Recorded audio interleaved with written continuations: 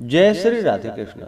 आप सभी का आपके अपने YouTube channel B K Mishra present में बहुत बहुत स्वागत है। आइए सुनते हैं शनि प्रदोष व्रत की कथा। इस बार जेठ मास शुक्ल पक्ष में शनि प्रदोष का व्रत जो कि 27 जून 2026 दिन शनिवार को पड़ा है।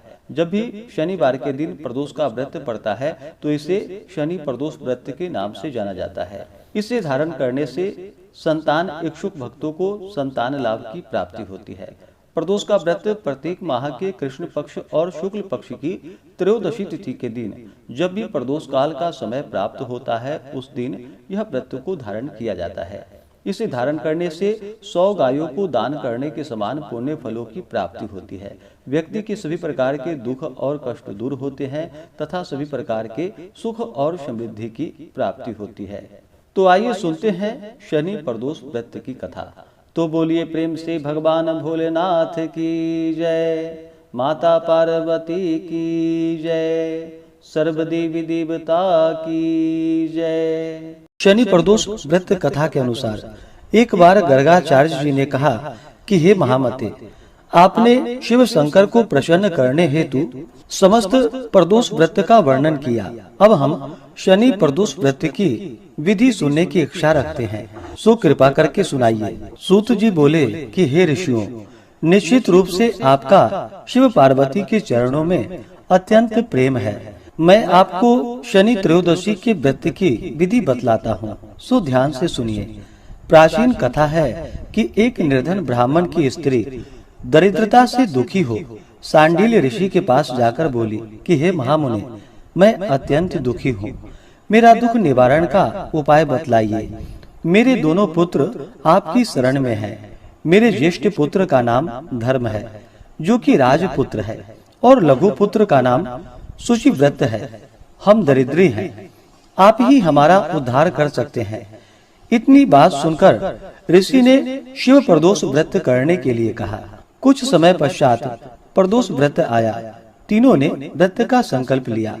छोटा लड़का जिसका नाम शुचिव्रत था एक तालाब पर स्नान करने को गया तो उसे मार्ग में स्वर्ण कलश धन से भरपूर मिला।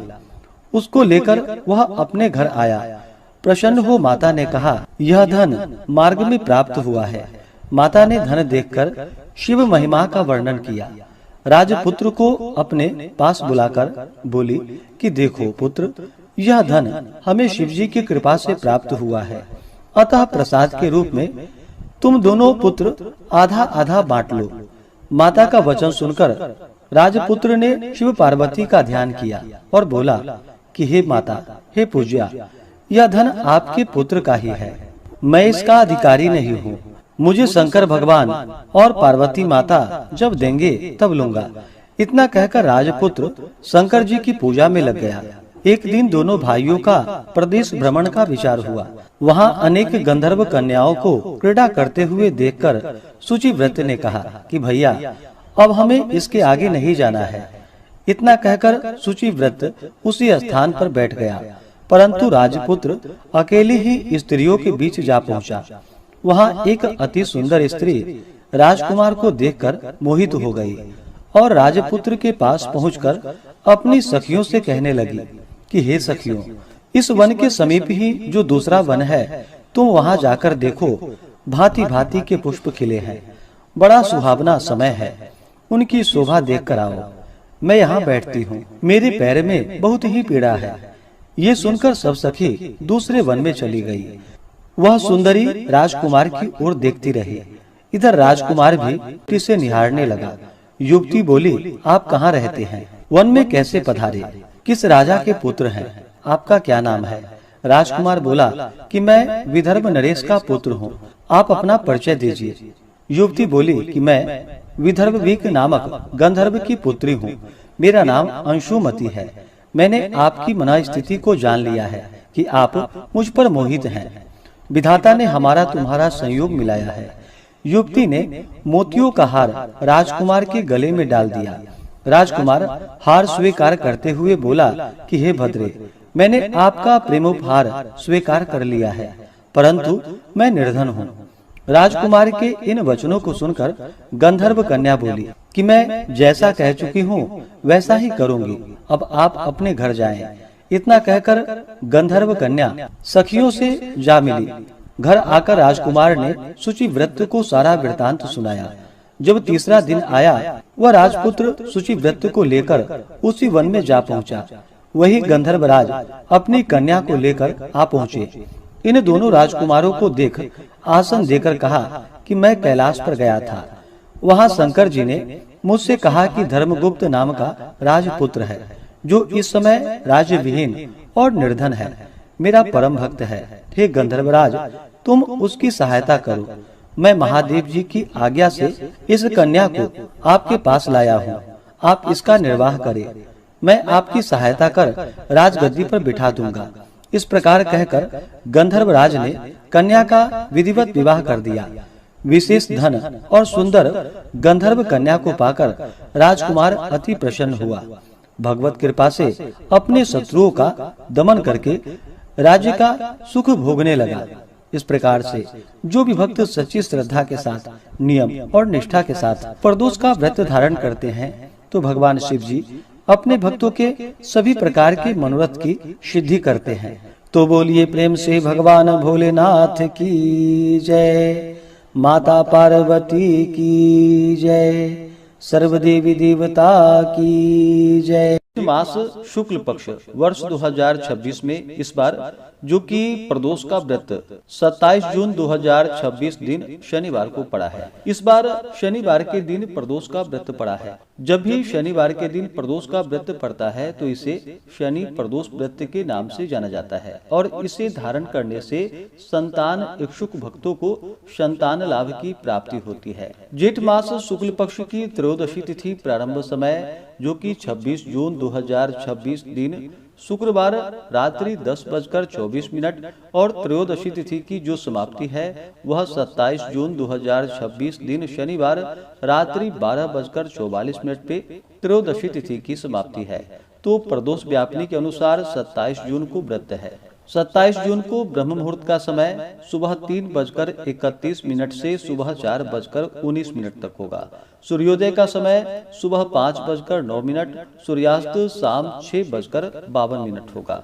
27 जून को प्रातःकाल पूजा का शुभ मुहूर्त सुबह 5:25 से सुबह 8:34 तक होगा और प्रदोष काल पूजा का शुभ मुहूर्त शाम 5:52 से शाम 7:52 तक होगा। जो भी प्रदोष का व्रत धारण करते हैं उन्हें चाहिए कि त्रयोदशी तिथि के दिन प्रातःकाल उठ करके नित्य क्रियाओं से निवृत्त होकर के स्नान आदि करें, शुद्ध वस्त्र धारण करके भगवान शिव जी के मंदिरों में जाए, वहां पे भगवान का पूजन करे, नहीं तो घर पे ही भगवान का पूजन करे। व्यक्ति को व्रत का संकल्प लेना चाहिए, भगवान शिव जी से प्रार्थना करनी चाहिए, हे भगवान भोलेनाथ, हे माता पार्वती, आज मैं जेठ मास शुक्ल पक्ष की प्रदोष का व्रत धारण करने जा रहा हूँ या करने जा रही हूँ। इस प्रकार से भगवान से प्रार्थना करे, अपने नाम गोत्र स्थान का उच्चारण करे। आज शनिवार दिन है तो भगवान से कहे कि मैं शनि प्रदोष का व्रत धारण करने जा रहा हूँ या करने जा रही हूँ। आपके मन में जो भी इच्छा हो, जो भी कामना हो, वह भगवान से कहें और दिन रात्रि उपवास रह करके व्रत को धारण करें। जो उपवास नहीं रह पाते हो, जिनका स्वास्थ्य सही ना हो, तो एक समय फलाहार ग्रहण करके व्रत को धारण करें। इस व्रत का पारण जो कि अगले दिन सूर्योदय होने के बाद किया जाता है। खास करके प्रदोष काल के समय में भगवान शिव जी का जो कि पूरे विधि विधान के साथ आप मंदिर में जाकर के पूजन करें तो बड़ा ही अच्छा होगा। वहाँ पे अगर नहीं जा पाते हो तो शाम के समय में अपने घर पे ही एक अच्छा सा जगह ले, उस जगह को अच्छे से पवित्र करके गाय के गोबर से लीप करके मंडप को भली भांति 5 रंगों से सजा करके जो कि अष्ट कमलदल बनाकर कुशा के आसन पर पूर्व अथवा उत्तर दिशा की ओर मुख करके बैठे और भगवान शिव माता पार्वती की फोटो या प्रतिमा रख करके पूरे विधि विधान के साथ गंध पुष्प धूप दीप आदि से भगवान की पूजा करे।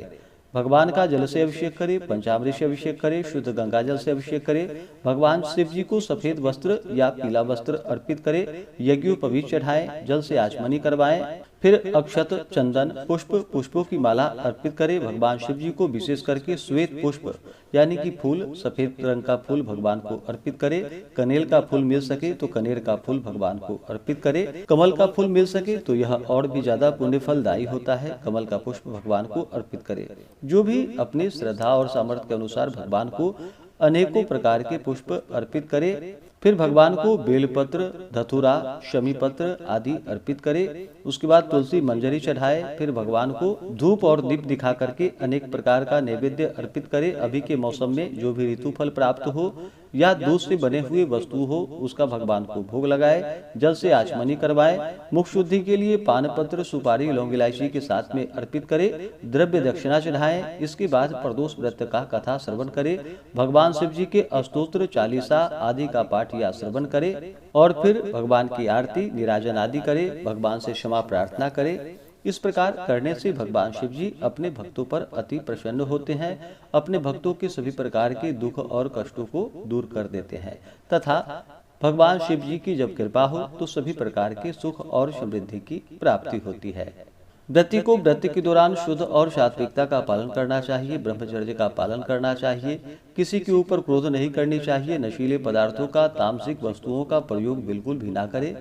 पूर्ण भक्ति भाव के साथ, श्रद्धा के साथ भगवान की पूजा करें। व्रत के दौरान ओम नमः शिवाय या श्री उमा महेश्वराभ्याम नमः इन मंत्रों का जप करें तो बड़ा ही पुण्य फलदायी होगा।